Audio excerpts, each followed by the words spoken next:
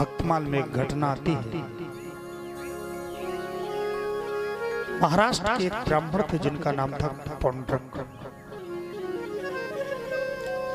आप लोग गए होंगे, पूना के पास पंढरपुर है,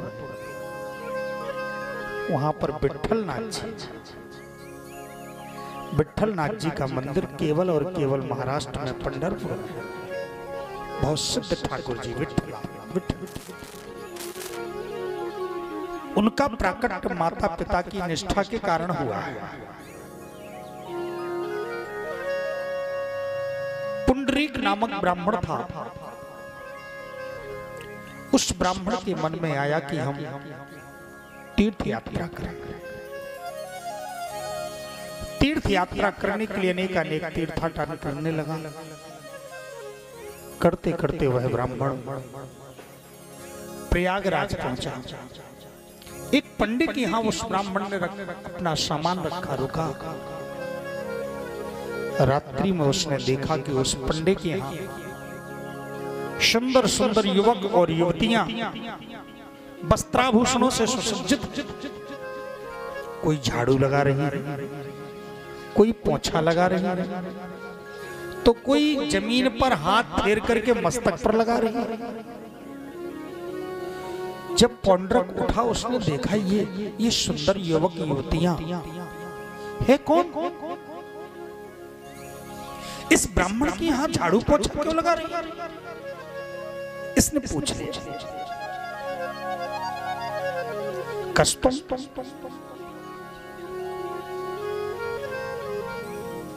आप लोग कौन हैं? इस घोर रात्रि में आप यहां सेवा कर रहे हैं? कौन है आप?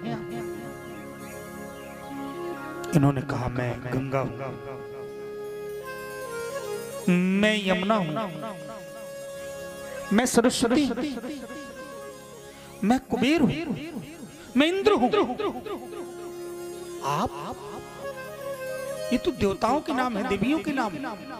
हाँ हाँ वही। तो इस पंडित के यहाँ झाड़ू पोछा क्यों कर रहे हो? क्यों सेवा कर रहे हो? क्यों इसके आंगन की धूल अपने माथे पे लगा रहे हो? क्यों? इसके यहाँ से हम लोग पुण्य लेने के लिए आए।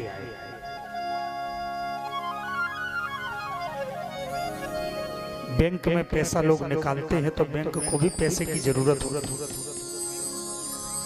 बैंक में अगर कोई पैसा जमा न करे तो कहां से निकाल सकते? ऐसे ही पुण्य देने वाले को पुण्यार्जन करना भी पड़ता है। पुण्य उनके पास होगा नहीं तो वो कहां से देंगे? पुण्य के प्रभाव से देवता स्वर्ग लोक में रहते हैं। हमेशा पुण्य खोजते रहते हैं। कहां मिलेगा? कैसे मिलेगा? स्वर्ग में केवल पुण्य के प्रभाव से रहा जाता है। जैसे आप खूब संपन्न हैं, आपके पास धन है, तो आप धन के प्रभाव से आप बंबई में, दिल्ली में, कलकत्ता में, कहीं भी 5 स्टार होटल में बढ़िया आप रहे। आपके पास जब तक धन है आपकी बढ़िया व्यवस्था होगी, और जब आपका धन समाप्त हो जाएगा तो अपने घर लौट आओ। ऐसे ही ये देवता जो स्वर्ग में रहते हैं पुण्य के प्रभाव से रहते हैं। पुण्य क्षीणे मृत्यु लोके विसंति। पुण्य समाप्त होने पर जैसे आप, ऐसे देवता अलग से कोई नहीं होते, केवल आप। तो ये पुण्य खोजते रहते हैं कि हमारा कोष भरा रहे, कम ना हो। कहां मिलेगा? तो इनको पता भी होता है कि कैसे पुण्य मिलता है, कहां होता है। भाई जो धनपति होते हैं उनको पता होता है कि धन कहां से कमाया जा सकता है। उनके पास कई रास्ते होते हैं कमाने के। साधारण व्यक्ति को भले कई रास्ता ना दिखे, उसको केवल मजूरी दिखेगी, उसको केवल काम धाम दिखेगा, उतने ही धन कमा सकता है, उसकी अपनी सीमा है। पर जो बड़े बड़े धनपति होते हैं तो उनको कई तरह के कमाने का ढंग भी होता है। उनको पता होता है कि इसमें तो हम कई प्रकार से कमा सकते हैं। ऐसी देवताओं को पता होता है कि कौन सी चीज में कितना पुण्य है। हम सहज में काम करते रहते, नहीं पता रहता कौन सा पुण्य किसमें है, लेकिन देवताओं को पता होता है, पुण्य के ज्ञाता होते हैं ना। इन्होंने कहा कि हम इसकी यहाँ सेवा कर रहे हैं पुण्य लेने के लिए। पुंडरीक ने कहा इसके यहाँ कौन सा पुण्य है?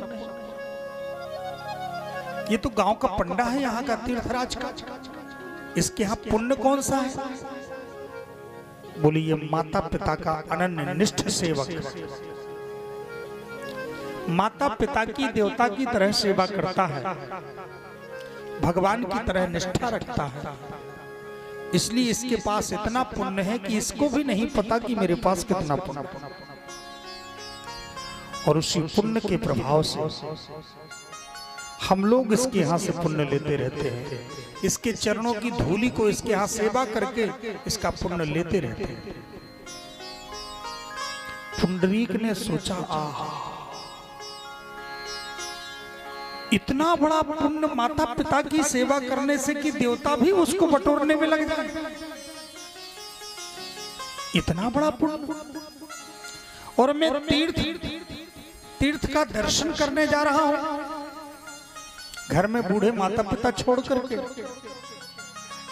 वहीं इसके मन में विश्वास जगा और ब्राह्मण लौटा। पुंडरीक लौट करके आया, अपने घर पहुंचा, माता पिता की निष्ठा पूर्वक सेवा कर। सबसे सेवक धर्म कठोर। देखो सेवा करना सबसे कठिन काम है। हर कार्य सरल है पर सेवा करना सबसे कठिन, सबसे कठिन। और जिसके जीवन में सेवा भाव आ जाता है उसको सब कुछ प्राप्त हो जाता है, क्योंकि सच्चा सेवक ही स्वामित्व को प्राप्त करता है। हनुमान जी जैसा कोई सेवक होगा, हर पल हर क्षण सब कुछ करने को तैयार, सहज बने रहते। तो आज हनुमान जी जैसा कोई स्वामी भी नहीं। हनुमान जी की पूजा हर जगह होती है, राम जी से ज्यादा मंदिर हनुमान जी के। क्यों? क्योंकि सच्चे सेवक की महिमा स्वामी से भी बढ़कर के हो जाती है। ये सेवा धर्म का वैशिष्ट्य। सेवा से किसी को भी आप बस में कर सकते हो। सेवा से ही एक स्त्री अपने पति को बस में कर लेती है, सेवा से ही एक शिष्य अपने गुरु को बस में कर लेता है, सेवा से ही भक्त भगवान को बस में कर लेता है। सेवा ही सबसे बड़ा गुण होता है। सेवा सबसे सेवक धर्म कठोर। और सेवा कब होती है? सेवा जब होती है जब हमारी श्रद्धा होती है। जिसके प्रति हमारी अपार श्रद्धा होगी, अपार प्रेम होगा, उसकी सेवा अपने आप होने लगेगी। और किसी से कहा जाए जबरदस्ती तुम सेवा करो तो एक गिलास पानी देना भी कठिन लगेगा उसको। किसी के लिए जबरदस्ती सेवा करना, एक गिलास जल देना भी कठिन लगेगा। और अगर प्रीति है, श्रद्धा है, तो उसके लिए वो रात भर जाग करके सेवा कर सकता है। श्रद्धा और प्रीति से सेवा होती है, नियम। आज इस ब्राह्मण की माता पिता के प्रति इतनी बड़ी निष्ठा जगी मेरे भाइयों कि वह ब्राह्मण माता पिता की भगवान की तरह सेवा कर रहा है। और सेवा करते करते करते करते अष्टयाम सेवा करता, जागने से सोने तक की सेवा। बढ़िया सुंदर। कैसे जगाना चाहिए? अब गुरुजी को जगाने के लिए जाते हैं, नहीं गुरुजी उठिए जल्दी, कितनी देर हो गई अभी तक सो रहे हैं। नहीं, गुरुजी को जाए तो चरणों को पकड़े धीरे धीरे दबाना शुरू करें। और जब धीरे धीरे दबाना शुरू करेंगे तो अपने आप गुरुजी उठ जाते। आजकल तो चले जाए तो पूरा गुरुजी को हिला दे, भले गुरुजी नींद में। गुरुजी हम आ गए हैं। इसलिए सुंदर चरणों को दबा करके वो पंडर सेवा उठाता। उठाने के बाद फिर बढ़िया सुंदर अपने हाथ से स्नान कराता। अपने हाथ से स्नान कराता, मन सुंदर। ठंडी के समय गर्म जल में, गर्मी के समय ठंडे जल में स्नान कराता। महाराज सेवा का भी ढंग होना चाहिए। सेवा वह होती है जिस सेवा से सेवक को प्रसन्नता हो, खुशी हो। ये नहीं कि हमने देख लिया ऐसी सेवा, अब हम अपने ढंग से कर रहे हैं, चाहे खुशी हो चाहे ना हो। गुरुजी हमारा पैर दबाने का मन है, अब गुरुजी का पैर में फोड़ा हो गया है, नहीं नहीं गुरुजी हमें तो दबाना है, तो तुम ऐसा दबाओ कि गुरुजी चिल्लाते रहे। एक शिष्य थे महाराज, उसने दीक्षा मंत्र लिया और दीक्षा मंत्र के बाद में देखा अब गुरुजी की सेवा कैसी, तो उसने देखा एक दूसरे के घर में कि ठंडी के समय गुरुजी आए हैं तो बढ़िया गर्म पानी करके गुरुजी को स्नान कराया, बढ़िया गर्म पानी करके स्नान कराया, बढ़िया बढ़िया गरम गरम ठंडी में भोजन कराया, गरम जल पिलाता, गरम सेवा करता। वो दूसरा शिष्य देखता रहा हमारे भी गुरुजी आएंगे तो हम भी ऐसी सेवा करें। अब उसके गुरुजी गर्मी में आए, जब गर्मी में आए तो गुरुजी आए तो बेचारा गरम, गुरुजी नहाएंगे क्या? हाँ हाँ नहाएंगे, शिष्य बहुत दूर से आए, तो बढ़िया गरम पानी करके उबलता हुआ लेके आ गया। अब गर्मी में गरम पानी लेके आया, गुरुजी ने कहा ये क्या किया? बोले गुरुजी आप नहीं जानते, हम जानते हैं सेवा कैसी करनी चाहिए, सेवा का ढंग हमें पता, आप नहीं जानते। सेवा हमने खूब सीखी है गुरुजी की कैसी करनी चाहिए। बोलिए भक्तवत्सल भगवान की जय हो। गुरुजी ने कहा भैया रहें तो हम नहा लेंगे, अपने से चला के नहाना, ठंडे पानी में नहाएंगे। तो कहने का मतलब शिव के अंदर प्रसन्नता होनी चाहिए, वही सेवा श्रेष्ठ जिसमें प्रसन्नता हो। सभी ने सेवा बांट लिया, हनुमान जी ने कहा कोई सेवा नहीं बची, तो चुटकी बजाने की सेवा, हम चुटकी बजा।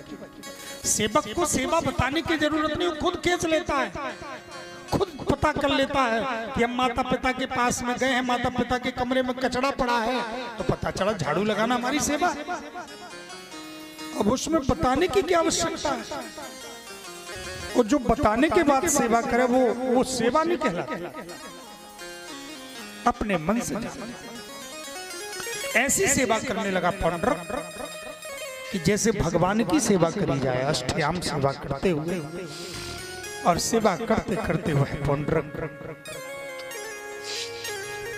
एक दिन अपनी गोदी में माता पिता के सिर को रखा था, तेल लगा रहा था।